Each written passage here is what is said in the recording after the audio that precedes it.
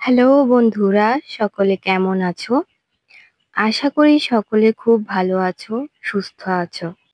আজকে আমি দেখাবো কাস্ট অন স্টিচের উপর একটা ফ্লাওয়ার এমব্রয়ডারি। তাহলে পুরো ভিডিওটা স্কিপ না করে দেখতে থাকো। এই ফ্লাওয়ারটি এমব্রয়ডারি করার জন্য আমি এখানে 3টে রং ব্যবহার করেছি। প্রথমে হোয়াইট কালারের সুতো দিয়ে দুটো পাপড়ি করে নিয়েছি মাঝখান বরাবর।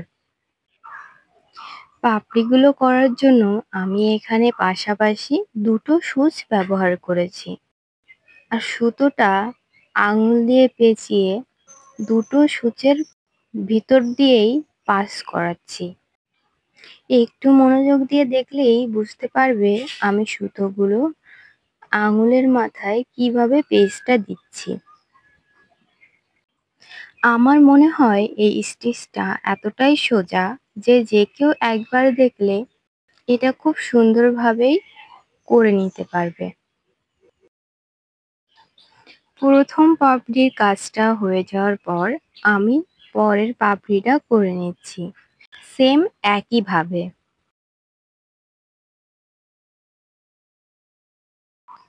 মাঝখান বরাবর সাদা সুতোর পাপড়ির কাজটা হয়ে যাওয়ার পর এর পাশে হলুদ রঙের 3টে পাপড়ি বসিয়ে নিয়েছি।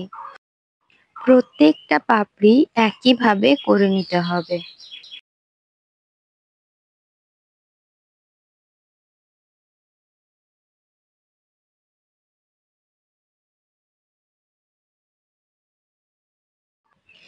হলুদ রঙের পাপড়িগুলো শেষ হয়ে যাওয়ার পর এরপর আমি আবারও সাদা রঙের কিছু পাপড়ি করে নিয়েছি।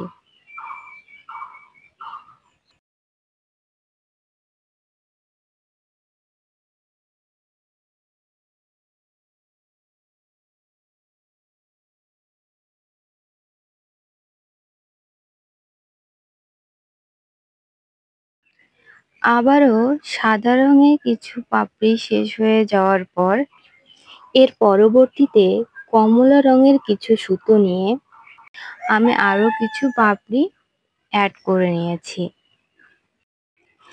কমলা রঙের পাপড়িগুলো বসানোর পর পুরো ফুলটা রেডি হয়ে যাবে।